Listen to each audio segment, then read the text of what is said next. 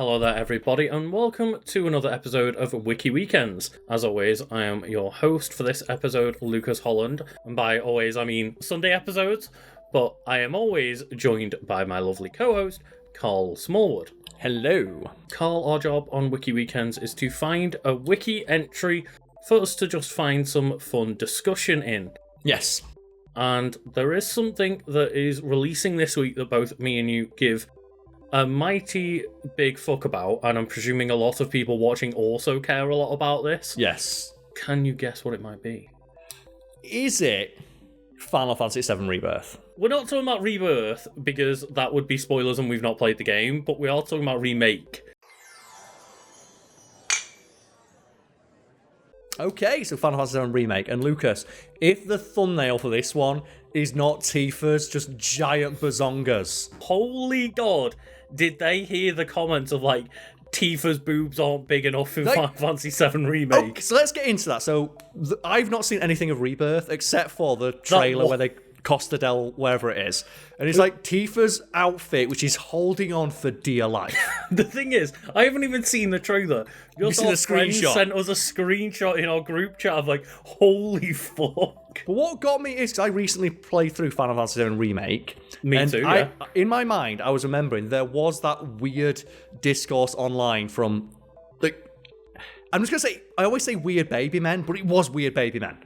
Like literally saying that Tifa, who was, let's say, well-proportioned in Remake, didn't have big enough breasts. And she's and I think a lot of women came out and said, she's just wearing a sports bra. The amount of, like, TikToks and stuff I saw around the time and Twitter posts of, this is me with just a t-shirt on. This is me wearing a sports bra. This is Tifa. But then, like, in the game, I remember I was playing through it, and you get all the different dresses for the Don Corneo scene. Oh, yes, yeah. I think I got, like, the elegant Tifa dress, and I was like, hang on a second! What? People complain that she didn't have, like, giant honking bazonkazonks in this game? What are these? What planet are these people living on where Tifa's apparently, like, flat-chested or got no boobs or whatever? Like, she looks like the Mitchell Christ. brothers are sat in front of her. It's ridiculous. The one string on that swimsuit is it's holding on for dear life. Just putting in the overtime. And obviously, me and Luke's are being facetious here. Like, we're not like being those weirdo guys who are like, oh my gosh, you got huge, like, honking tits. I've got to just stroke it right now. We're laughing at the ridiculousness of the situation. Yeah.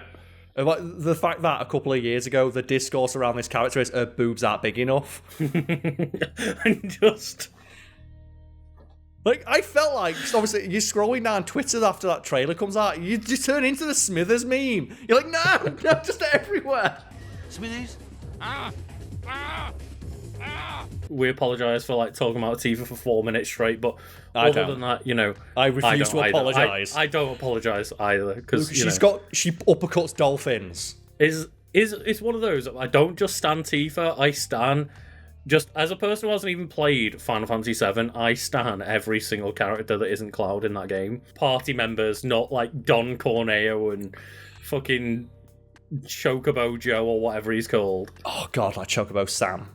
Sam, that was it. I think you called him Chocobo Joe in like another episode we did, but yeah. Like when he's flipping his coin of like, should I take you to the rape caves today? It's like, shut up, I hate you! They did such a good job of characterizing the main party. Except for Biggs. I hated Biggs so much. His gimmick got so old so fast. Was it Biggs or was it Wedge? Both of them. No, okay, yeah. I hated both of them. One with his cats and one with his Charlie Sheen looking face. Yeah. It's like, get out of my way, I want to talk to Jesse. Sorry, little too in your face? I'll just have to change it up then. They had a couple of alright moments, but for the most part it was like, yeah, Jesse, Barrett, Aerith, Tifa, and then the random, like, Kate Sith appearance out of nowhere that threw me the fuck off. It's still the funniest collection of GIFs is people playing through that game for the first time. Including the voice actress for, like, Aerith, who'd not played Final Fantasy VII, and she played through it all on stream. When you got to the Kate Sith bit, she's like, wait, what?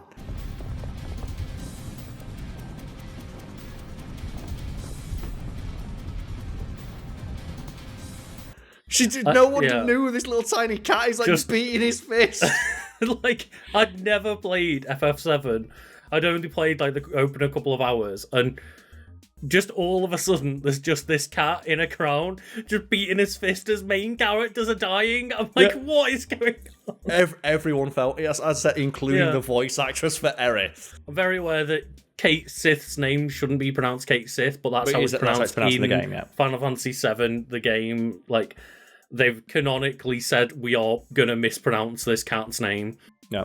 That's what the name is, but yeah, just there will be spoilers for Final Fantasy VII Remake, and there will be spoilers for Final Fantasy VII, I presume as well, because Carl's played through 7. Yes, multiple times. Neither of us have touched Rebirth yet, so there won't be spoilers for Rebirth specifically. Yes, and also, we don't know if he's going to, because it's diverging timelines now, and I think it's to the point where the New York Times run a piece on, are they going to kill Aerith again? And that's the big spoiler, right? Is, sorry, it's been 27 years. It's the most famous gaming spoiler, like, maybe of all time. Well, I think that's like, the New York Times, like, people wouldn't, why are they talking about this? Like, this is the gaming equivalent of I Am Your Father.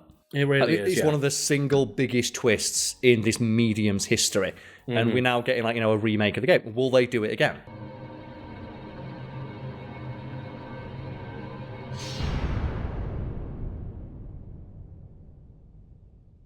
And at the end of 7 Remake, Sephiroth basically makes it out as if he is aware of the events of the game, and is trying to make, as you say, like an alternate timeline of some kind. But Lucas, that entire game is you getting chased by the canon ghosts. Yes, Where they stop you to stop you from breaking Final Fantasy VII canon. So the ghosts in Final Fantasy VII Remake, they're not in the original 7. Nope. And they are in Final Fantasy VII Remake as basically a way to keep Cloud and the party on track to do canon events. Yeah, so every time you see those ghosts turn up, they try and prevent you from breaking the canon. They are drawn to those who attempt to alter Destiny's course and ensure they do not. Presumably they are there because Sephiroth is trying to break the canon, and these weird canon ghosts are then going about trying to... I just call them a canon ghost. Like in the Yuffie DLC, it's the funniest example. If you try and go into 7th Heaven, the ghosts just stop you because Yuffie's not met the party yet. Yeah. I recently was watching a little bit of a playthrough of Final Fantasy VII Original because I wanted to just dip my toes in a little bit and get a bit of an understanding, because I've played Remake, I've never watched Advent Children, I've never played 7, I've never played Crisis Core, Dirge of Cerberus. I'm very unfamiliar with the entire universe that is Final Fantasy VII. Sweet summer child. I have played 7. I have played Dirge of Cerberus. I have watched Advent Children. I have watched the 25-minute longer uncut version or unrated version of Advent Children. I've played Crisis Core. What do you need now?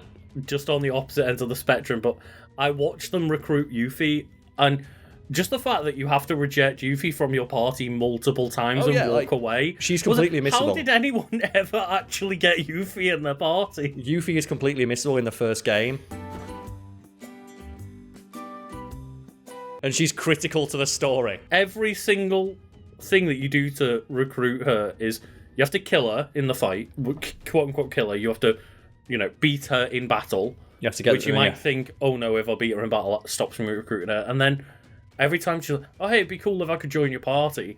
Every single time you have to say, like, no thank you. And then because she's 16, she gets offended by that and is like, no wait, maybe I do want to join your party. There's a certain golden path that you got to go to get her. And it's like, honestly, if you didn't know the exact right thing to do, most people just completely missed her.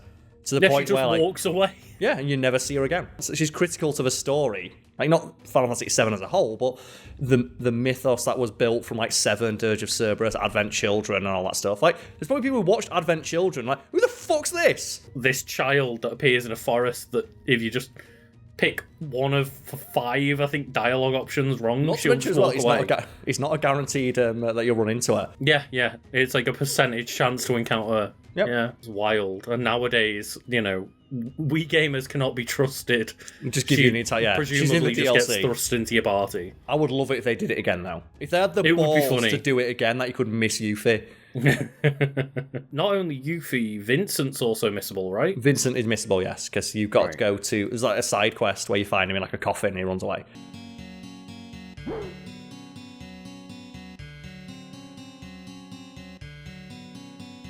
Yeah, I think that's one thing that I'm just really excited for when it comes to Rebirth, is just that it seems to be goofy, which, like, Final Fantasy 16 and 15 wanted nothing to do with. So, okay, so I'm going to tell this story again.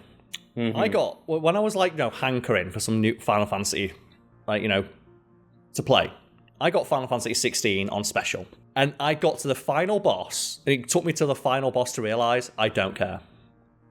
This entire game is boring. The universe is dour. The main character fucking sucks. The gameplay is you mash one button over and over again. I don't care. And I just uninstalled it and re-downloaded Final Fantasy 7 and played that again. It is not a good game. I just looked at it and went, it seems like it has zero charm or personality, and that's basically what Final Fantasy has always reeled me in with. I think the easiest way to sum up how charmless it is that the main character just does that thing of, like, the entire time they're talking, like, I must do this alone. This is my journey and my journey alone to take. But it's that for 40 hours. I'm like, fucking listen to your friends. Put it this way, I've played through all of Final Fantasy 13's trilogy twice. Even, like, Lightning, when she gets, like, revived or whatever it is, to literally be programmed by God to have no personality, she seemingly has more personality than Clive does. Do you remember, like, in My Hero Academia, where Deku goes through, like, the I'm edgy arc? And they have, 3 episodes where it's all of his friends saying, fucking listen to us, you absolute knobhead. We're trying to help you. And it's 3 episodes going, no, I must do this alone. It's my journey. And you watch it and you're just infuriated of, like, your friends are trying to help you. This isn't cool. Shut up.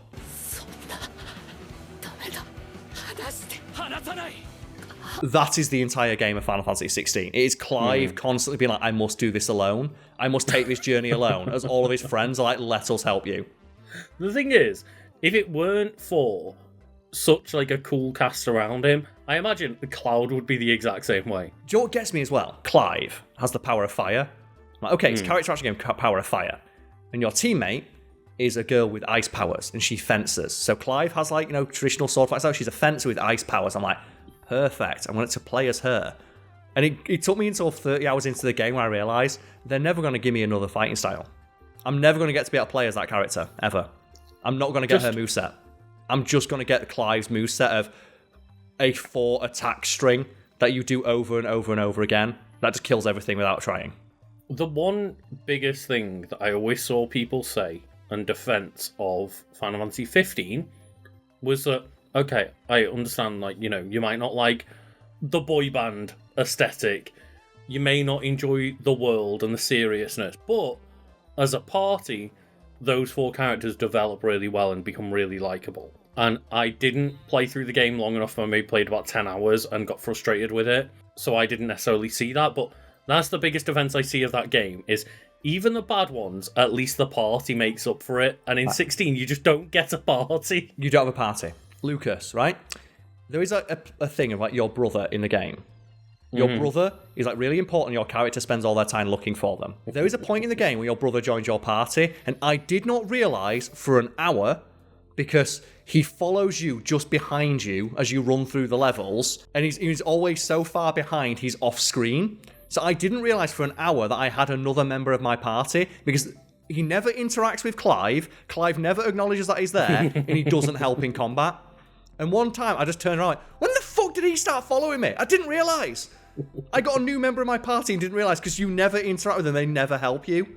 Just the ability to go and play Rebirth and see them playing all stupid minigames with 8 weirdos in a party, like Kate Sith and Red 13 and Barrett and Aerith and Tifa. It's just the thing as well, like, when I play through, like, Final Fantasy VII Remake again, and, like, Cloud controls completely differently to Tifa, who controls completely differently to Aerith, who controls completely differently to Barrett. You have one moveset in Final Fantasy 16. It never changes, and I thought that halfway through the game you undergo, like, the evolution, where your character gets powered up, and I thought, perfect. This is where I'll get a new fighting style. You don't. And every time you get a new weapon, your weapons have no secondary effects. They are just straight up after each mission, you get a sword that is slightly stronger. Your sword looks exactly the same. You never get a new move. You never get a new thing that you can do. It just does more damage. The number goes up. Same thing for all of your like equipment. There's not even a thing of like your equipment of like, there's no elemental damage. There's no status effects. It's just you mash square for 45 hours. It's just such a shame that Square Enix have become so afraid of RPGs. Lucas, I didn't like. Here's the thing: like you start and you get fire powers, and halfway through the game you get access to like all your different elemental effects. You never even get a different look to your sword. Your sword always does fire damage, even when you've equipped like you've got the affinity for the electrical icon. Oh no! Like they don't even change the visual like effects on your sword because elements don't matter. There is no elemental damage. There's no elemental differences in that game at all. It's so disappointing. But Carl, I just think at the moment we're like over 15 minutes in, and we should probably talk about the wiki page at some point in Wiki Weekends. Yeah. But, like, to clarify, to bring up everything I was saying to a head, I've seen with Final Fantasy Rebirth coming out, people like re-examining was 16 any good, and fans of that game like, look, they're different. It's like, no, it's not good. It's not a good. It's not a good Final Fantasy game. It's not a good character action game. It's boring. Yeah. It's dull, and I hate the main character. I see a lot of love for Ben Starr and his performance. That's great. His performance is great. The character sucks. Yeah, but look, the character itself just seems dull as fuck. And also, what Final Fantasy protagonist is called fucking Clive? Every time I just have to bring it up. Clive. I think the worst bit is that you can hear some parts where he's having a little bit of fun. Like when you're talking to like your teammates at your base, and sometimes he'll make like a little joke offhand. But I should mention that every side quest is walk up to a person in your like little village, talk to them, 2 minutes, fast travel to area, fight 3 monsters, fast travel back, get sent to another area, and it's that. And yeah, I think before the final boss fight, I've done everything. 25 side missions pop up before the end, and I went, you know what, fuck this, and just turned it off. I mean, one thing that sounds infuriating about Rebirth, no spoilers here necessarily, but just the fact that some minigames will come up as like mandatory before you can continue your missions. The hardest, we all know the hardest boss in Final Fantasy VII Remake is that person doing pull-ups. That pull-up minigame is the hardest minigame. Is the hardest boss in the entire game.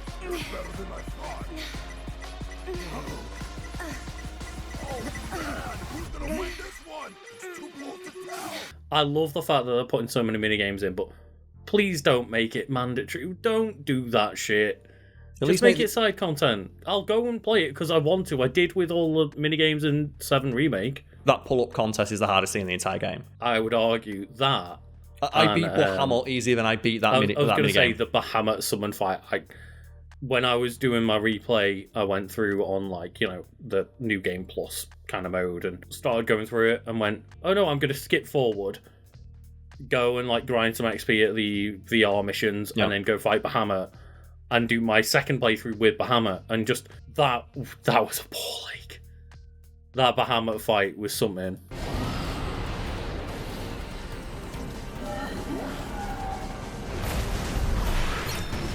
That's an RPG. That was almost kind of an optional super boss kind of version for I miss optional super bosses in RPGs. They're not great, but I'm glad that they're still getting referenced. Like, never forget Penance in Final Fantasy X. That has 8 billion HP.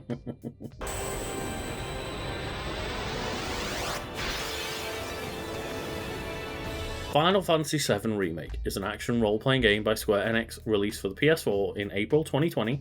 An enhanced version of FF7 Remake Integrate was released for PS5 and Windows in 2021. Yep. And it is the first in a planned trilogy of games remaking the 1997 PlayStation game Final Fantasy VII. The fact that 27 years, if you went back in time and told 8-year-old Carl, in 25 years' time, you will be playing Final Fantasy VII 2 on a PlayStation 5. You blow that kid's mind. But yeah, specifically, Final Fantasy VII 2, that is a weird remake, not remake, of essentially Disc 2 of Final Fantasy VII, and you'll get Disc 3 in a few years' time. Just the fact I could say I'm playing Final Fantasy VII 2 on a PS5. It sounds like a shit post. Yeah, it's a similar thing of, oh, well, if I showed the Super Smash Bros. Ultimate Final roster to the internet 20 years ago, like, it'd just be completely unbelievable. No one will believe it now. And obviously some of those characters didn't exist back then, but it's just a shitpost. You know what we mean. You know, obviously we've got Final Fantasy VII Remake, then Rebirth, and then Reawakening. And I almost think that, like, I understand that it would have been harder to market, but I think Rebirth maybe should have been the first one. Yep. It kind of makes more sense. But the beginning, like, Rebirth, then Remake, then Reawakening would have maybe made more sense, but you can't market Rebirth as a first game and then Remake, and yes. I'm going to be honest, the game would market itself. It would. It is like, a ground-up remaster of one of the most popular video games of all time. It was going to sell. Do you remember when everybody lost their mind? I think it was a PS3 demonstration and a tech demo of a Final Fantasy VII, the opening cutscene was shown. And everyone was losing their mind, and it just was like, yeah, that's a demonstration of the power of the PS3. There's no remaster, no remake coming. No.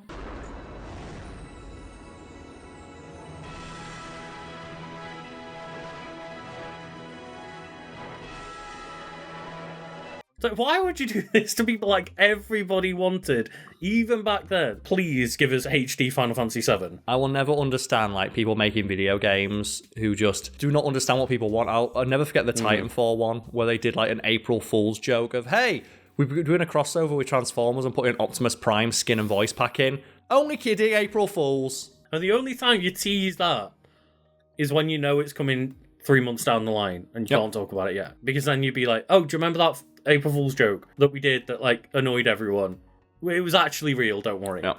It's so baffling. It's like we talked about the Far Cry one, wasn't it? Where they put out a bunch of, like, hey, what do you want to see for a Far Cry game? Do you want us to, like, set, like, a Jurassic Park Far Cry game or one set in space with aliens and shit? And then they made Far Cry 5. And it's just, oh, you've got a gun. And that's why I respect, like, Remake. Like, we could have just remade the game from the ground up, but we want to do something weird with it. And I'm really hoping that it does get super weird, yeah. I want it to get even weirder. I miss when RPGs got fucking weird.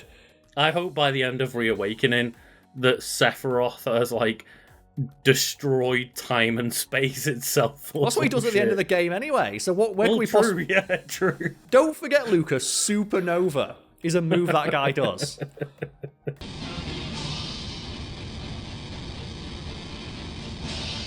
I can't wait to use Barrett's steel skin to survive Supernova. Just crotch thrust a universe obliterating explosion. Final Fantasy VII Remake, it feels like a game that's meant to be 10 hours long, that they made 30 hours long. Yeah. I love Final Fantasy VII Remake, and it is dragged the fuck out, but I still enjoyed my experience. There's a lot, but I feel it's just because I want to spend more time in that universe. And I love, as well, as a fan. That was something we talked about. However, I didn't need all the, like, padding of, you know, squeezing through another random corridor and all this and fighting more nameless soldiers. Like, I didn't need the amount of mandatory padding that they put in that game, but I still really enjoyed myself. I got to the bit where it's like, go and rescue Aerith from Shinra. I was like, okay, cool. I'm in the last, like, hour or two of the game. It's like, no, you're in the last 10 hours of the game. You got to climb those stairs, baby. Yeah, you got to go up some ladders really slowly. You got to go through a lot of corridors. And there's maybe an hour's worth of story content left, but it's going to be the last 10 hours of the game. I will say that when you have the moment of, do you want to climb the stairs? If you pick yes, and they actually make you climb 100 flights of stairs, that is fucking... It's one of those things where I got annoyed when I got halfway up and went, are they really going to let me do this whole thing? And then I hear, like, Barrett in the background going, why do we pick this? Oh, okay, you've sold me. I've gone all the way back around. This is amazing. And when the song starts playing... Yeah. When the song starts playing in slow motion, the camera goes all blurry because Cloud's out of breath. Like, this is some of the things that, like, as a fan, really made me giggle. Like when Aerith is talking to, like, "Hey, don't fall in love with me now. You know how this ends." And I'm like, "Oh, I think she knows." Final Fantasy VII Remake was announced in 2015, following years of speculation. Several key staff members from the original game returned for the title, including character designer and original story writer Tetsuya Nomura as director. Yes. Director and writer Yoshinori Kitase as producer. Writer and event planner Kazushige Nojima as story and scenario writer. And event planner Motsuma Toriyama as co-director.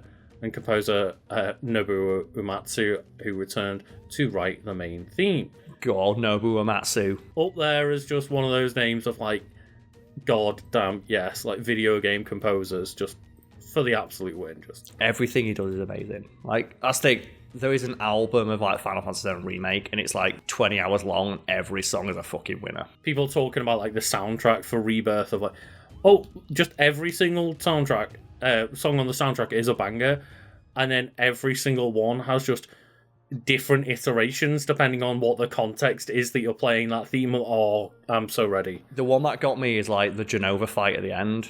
Well, it's not the Genova, but like they're playing the Genova song. And it's the like, theme, yeah. It's like, oh, you hear it, it's getting a little bit, but like, they've not done the do do do do do do do do do do, and then it, like the breakdown happens, and it's like the drop into the Genova. Like, oh, this is so fucking good. And just one of maybe my favorite song in that remake game that kind of is a bit out of the blue is like the Airbuster one. Oh, which it's like 15 minutes long. It just is so hard. This was what that Airbuster fight, because I thought like the Scorpion fight was pretty good. Well, the Scorpion fight's alright, you know, it's an iconic part. It was the demo.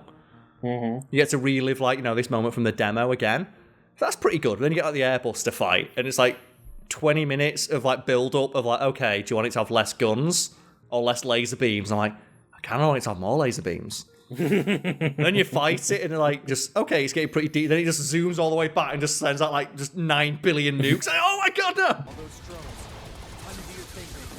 It's like the Sephiroth fight, isn't it? At the end where each member of your party rocks up and the fight just keeps building. Welcome back. God, I'm so ready for more. As you say, I've just finished playing Remake, and I'm probably gonna just blast through Intermission in the last couple of days before it comes out. And even though I've just played another 30 hours of Remake, I'm just so ready to play, just go into Rebirth. It's more the characters as well. The characters are so good.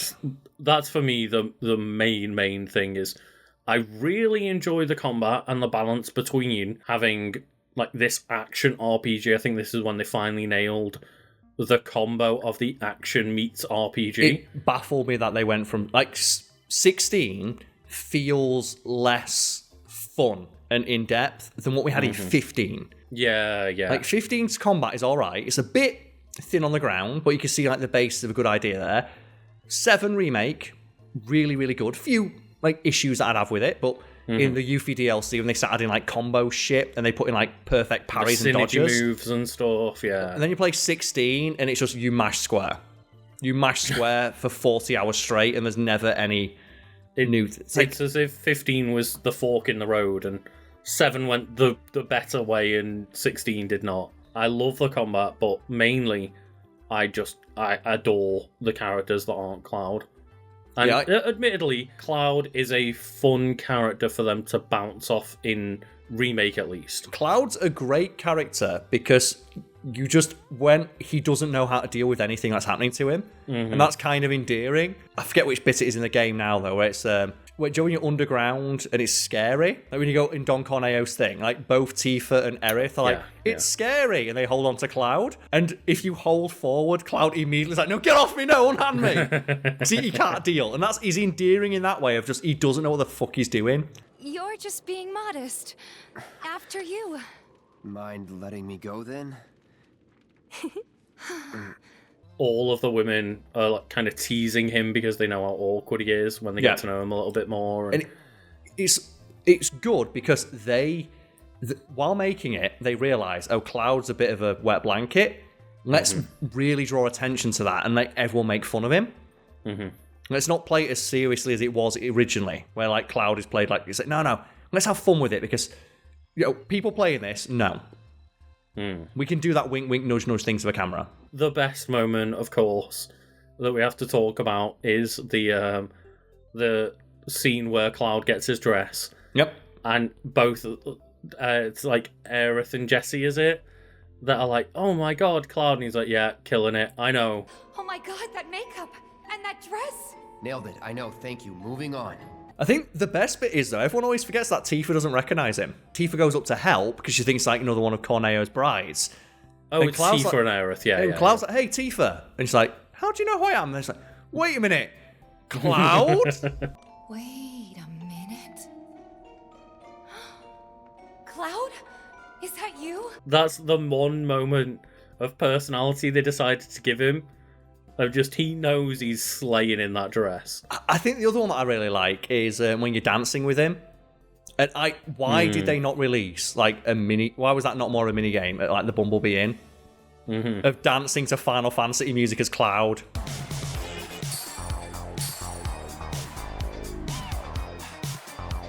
We've mentioned this before, but why were there not costumes of all of the dresses for Cloud, Aerith, and Tifa? It's so like let me play through the entire game wearing that outfit. Just, I know that it's probably a modded thing on PC, but why can I not do New Game Plus as Cloud in the dress?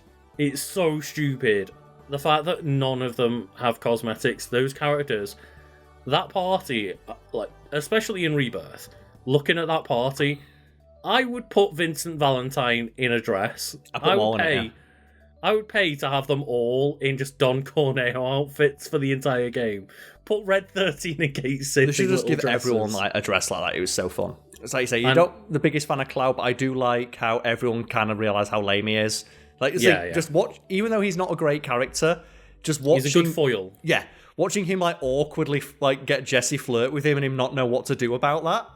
Mm-hmm. Like where she's like hugging him, of like my hero, and he's like whatever. Jessie being like, oh, hey, do you want to come into my house for the night? And Cloud's like, I'm gonna go home now. Mind coming over tomorrow night?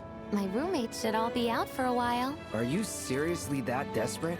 Just let go already. Final Fantasy VII did receive positive reviews, with praise for its graphics, gameplay, narrative, and music. Critics praised the expanded story and the updated battle system for its strategic elements and visual flourishes, but the linearity and repetitive side quests received criticism. I will say they are 100% right. The side quests are great. I would have loved to have a bit more personality on those. Like, there's money is just bleeding out of every pore of the game during like the airbuster fight. Then you get to the side quests and it's like just standing stock still and it feels like you're playing Starfield. I definitely feel that game got dragged and dragged out, and I would have been more than happy for that game to be half the length, get rid of a bunch of the bullshit of just the weird like slow moving sections and the repetitive corridor sections and all that jazz. Just make it way more focused on the story and throw a few fun minigames in there. But it doesn't sound like that's what we're getting with Rebirth, but I love that game regardless, but it really does drag itself out. I, as a huge fan of the series, I was just happy to spend more time with those characters. And so I think the characterization they've gone for, like the Cloud doesn't work for you, but I love, like say, he works as a foil. I love everyone just feels they're less of a caricature, because obviously the game writing was praised when it was released in like the 90s, but you go back and you play it and it's like, the writing's not fantastic. Especially when you compare it to what we've got today, and I really like that aspect. And I got to give props to the voice actors. So can we before we go, who do they cast as to play these various characters? Okay, let's try and find the cast. I just had to go onto a separate IMDb page rather than the wiki to find the voice cast here. Yes. For the English voice cast, we have Cody Christian as Cloud Strife. Yes. Brianna White as Aerith Gainsborough, Britt Barron as Tifa Lockhart, John Eric Bentley as Barrett Wallace, Max Mittelman as Red 13, Gideon Emery as Biggs, Matt Jones as Wedge, Erica Lindbeck as Jessie Raspberry, which I didn't know was Jessie's last name. J. Raspberry. In terms of, main party, that is it. They've not got I think it was like Lance Bass, who used to be Sephiroth from NSYNC. Well, that's the thing. Like in Advent Children, it was a guy from NSYNC who voiced Sephiroth. But it's not anymore. It's somebody else. But yeah, the reason I want to talk about the casting is Tyler Hoechlin as Sephiroth, and we'll say as well, just mention to seeing a couple of just the standards of the John DiMaggio's in there. Of course, he is. Yes. Yuri Lowenthal's in there. It's like, yeah, there's a few just regulars, but I don't recognise most of the main party cast. Well, in regards to Brianna White, she's probably one of the more surprising people on that list, because she was a first-time voice actor. She had no idea that, like, that she was going to get the role. And she wasn't even familiar with the character. I mentioned earlier she just did a stream of her playing Final Fantasy VII because she'd never played it before. And she was advised not to, so she didn't want the game to inform her performance. And it was like her first major voice acting role. She fucking nailed it. Really good in that. And I will say, like, some of the best line readings belong to Aerith. Like, specifically the one where she's like, I don't always need someone to save me. Shit! And just falls down. And then just, like, some of the battle lines are so good as well. Like, I love the one for Barret. When you activate Steel Skin, and he's like, oh, yeah! And he just crotch thrusts and becomes bulletproof for 2 minutes. It's like, let's go. Barrett's fantastic. Even I remember playing the demo Final Fantasy Remake back when it first came out, and just Barret giving that speech in the elevator, in the reactor, of just, like, the planet Earth is dying and all this. It's just, he does a great job of selling Barret, but I think they really put emphasis on the kind of eco-warrior aspect in the game as well. The thing that I really like about Barret is, like, there's a gruffness to him. But he's also got, like, which is his character, like, he looks, very physically imposed, like this giant buff dude with a gun for an arm. But was like, there's a tenderness because he actually cares. Like, he's talking about, like, Marlene. Yeah. He's like, where's Marlene? Help me, Dick. It's like, and like, the voice really sells like someone genuinely worried for their daughter. I think all of the cast does a really good job, but I did really, really like Barrett's performance. And as you say, just those tender moments with Marlene where it's like, all of us just... let's forget about this eco-terrorist plot that we're on. Just, is my daughter safe? Yeah, and that's the only thing he cares about. That moment where he bursts into Aerith's mum's house and, like, basically, like, that must be the scary shit out of her. It would be this. He's like 7 feet tall. He's like this 7 foot plus tall man with a machine gun for an arm is coming in being like, where's Marlene? Where's Marlene? Is she here? Barret.